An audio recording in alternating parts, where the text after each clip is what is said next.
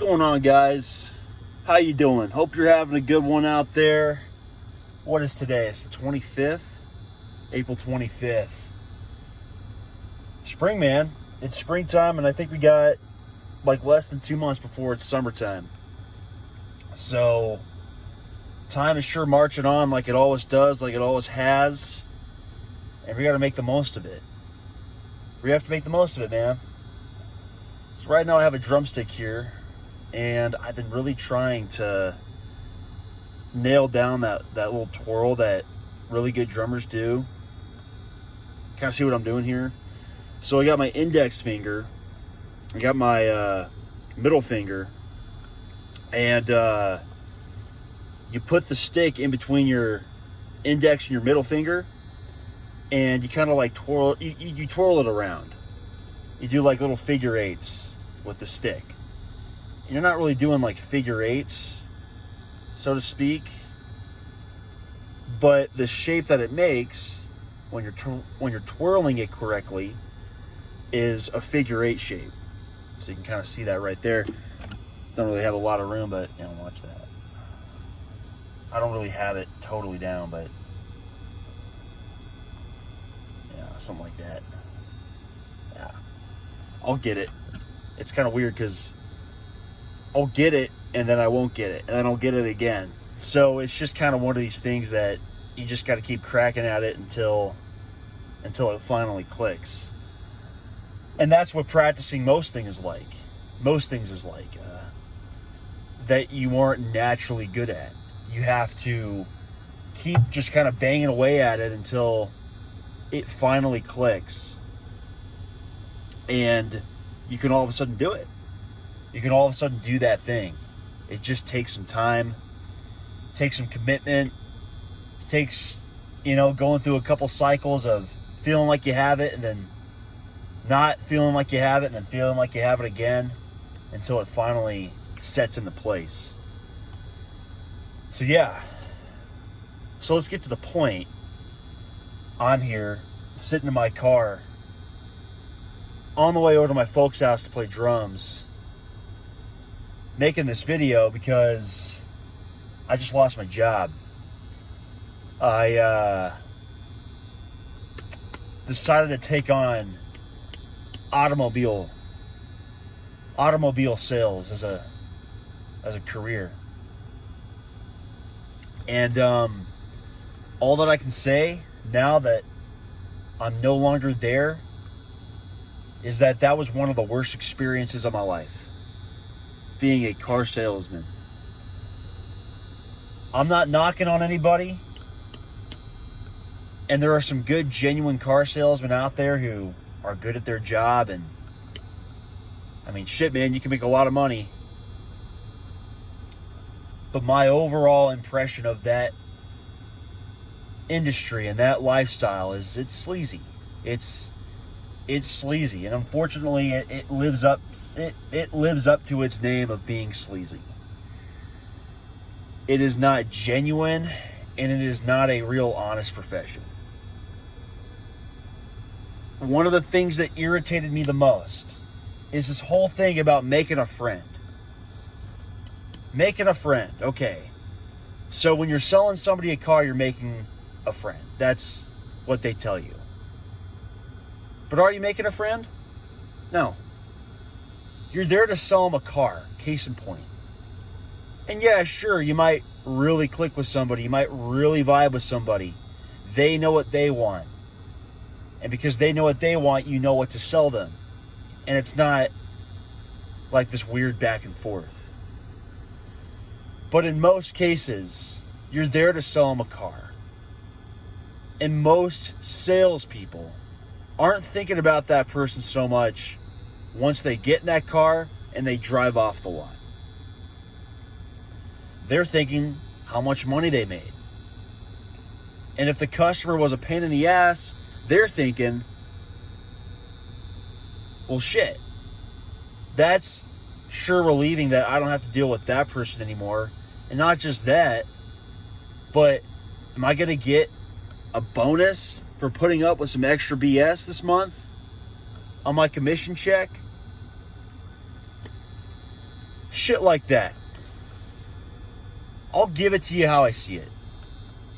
If you have to run word tracks and say certain things, because when you hit on those things, that's what sells a car the most. I'm sorry, but that's not being yourself. I don't think it is. I don't think that's being who you are. Right? Oh, welcome to the dealership. My name's this. Have you been to our dealership before?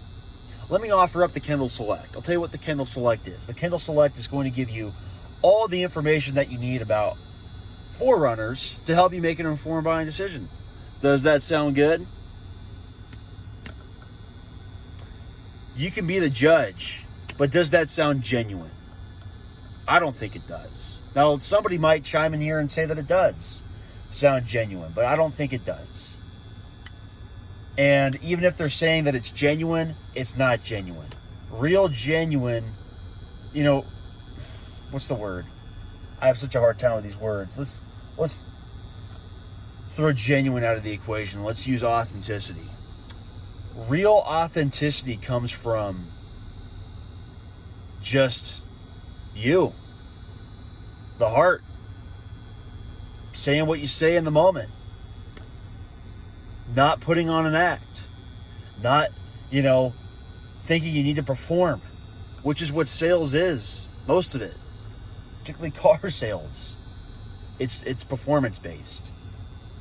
And if making a friend of you is using word tracks so you can sell them something later, that's not making a friend. That's not making a friend. I don't think that's making a friend. I don't care who says what. And also the other shit too, like birthday calls and all the shit. You don't give a fuck about these people. Most of these guys, they don't give a fuck about people like that. They give them a happy birthday call because it's a reminder in their CRM. Not because, oh, hey, it's Susan's birthday today. Oh, let me call her up. Oh, instead it's, oh, Susan. Oh, man, who's Susan again? And then they click in there and they look at their notes. Oh, yeah, Susan, that's right. Oh, let me call her up. Hey, Susan. Hey, it's Rob over at Toyota here in Seattle. Hey, I just wanted to call you to wish you a happy birthday. Oh, thank you so much. Oh, yeah. Hey, how's that new 4Runner treating you? Is it still treating you good? Yeah. Have you come in for your first service? I don't know, dude. When salespeople tell you that, and let's just take it down to be more specific. Car salespeople. When car salespeople tell you that this industry is not for everybody and it's for a very special kind of person, I'm going to go outside. They're not lying. Because it's not. It is for a very special kind of person. It's for a type of person that I don't even know how to describe them, but they're just the type of person who can endure the kind of shit that you have to endure to be a successful car salesman, which includes just really a lot of the time, just sitting around doing nothing all day because, you're going to have slow days, being at the dealership for long hours. But I think the worst of all is having to overcome every single objection when for most people it's in their nature that when somebody says no to something, or I'm just not interested, or I'm just looking, is to let them be and to let them do their thing and not keep, trying to throw out all these different word tracks to get them to stay so you can sell them something later. That's the biggest issue I have. And you know what? These guys wouldn't have such a horrible reputation if they were actually just more honest. Yeah, I'm here to sell you a car. Hey, you're here to, oh, hey, yeah, you're here to buy this car. Cool, man. Well, let's go take a look at it. I mean, in that case, there wouldn't be salespeople earning commission at a car dealership.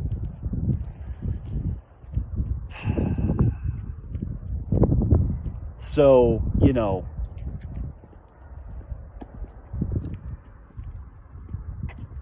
it's just, it's sleazy. I think it's sleazy. And I know there's good people out there that do the sales. They're not all bad people, obviously. I just think overall it's dishonest. Obviously, we all have to make a living in some way, shape, or form. And, some people might be really good at selling cars and just selling whatever it is that you're selling. I mean, sales is not a bad thing. We are all selling something to an extent. If you have a business, you're selling a service. Every day you wake up, the way you present yourself, the way you carry yourself throughout this world, you're selling yourself. But it's being genuine. It's not you like saying certain things because that's what your managers want you to say, because that's what sells things the most. Selling yourself every day is just you being the best authentic version that you can be of yourself. And that's it. You're not stuck in your head thinking about, where you're at in some process and thinking about the next key phrase just so you can get your way. It's different than that. And so I'll just say this, top this off. Biggest thing I've learned from this month and a half is that, one, life is a series of stepping stones. It's a series of adventures. You will live many different lives in your life. You might even live a number of different lives in 1 year. You will, succeed at certain things, fail at different things. You will try a bunch of things out. You'll find things that you click with. Then you'll find things that you don't click with. You might even hate some of the stuff that you try. I thought I was going to be good at selling cars. I thought I was going to fit right in. And I tell you what, week 2 or whatever it was into that shit, that's when the negative gut feeling started to settle in. And so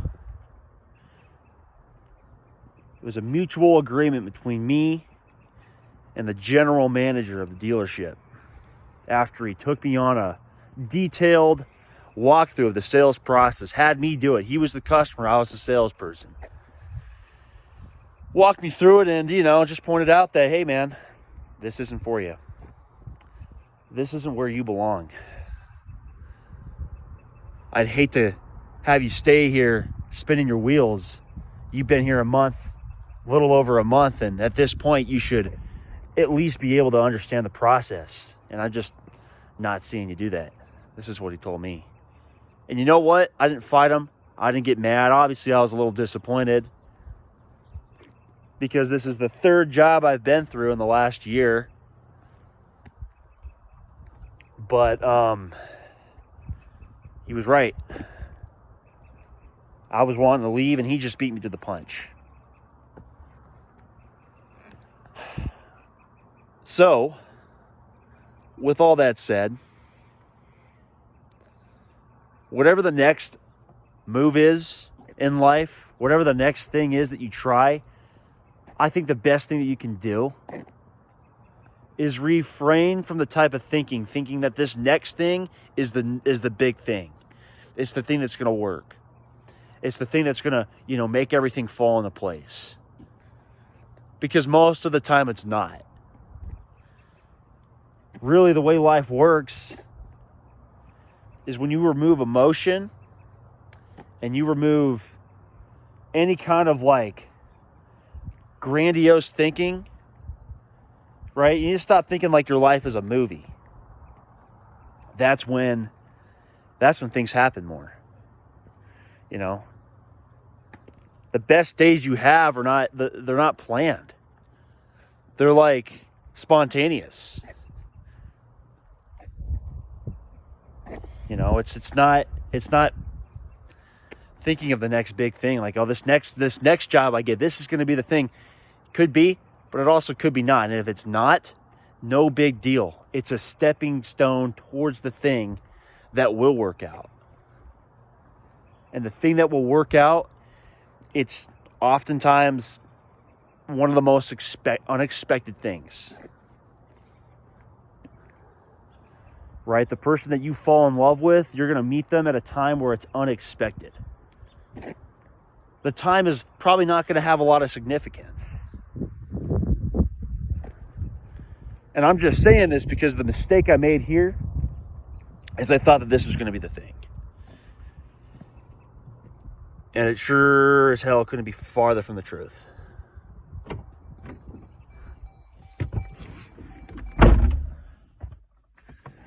So,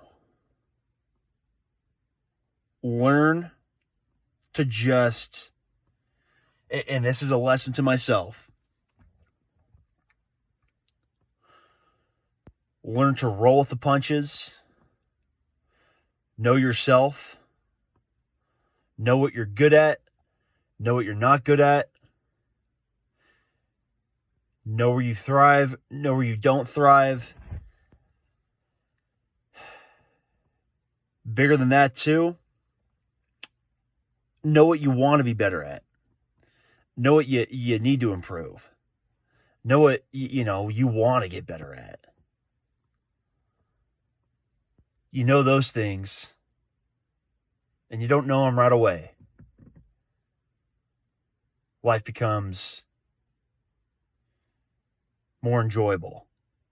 Makes more sense. And that's kind of what I'm starting to realize. So yeah, car sales ain't for everybody, man. If you can tough it out in that industry, and you can tough it out in that business, and you can make a lot of money, Godspeed to you. But most people are not cut out for that line of work.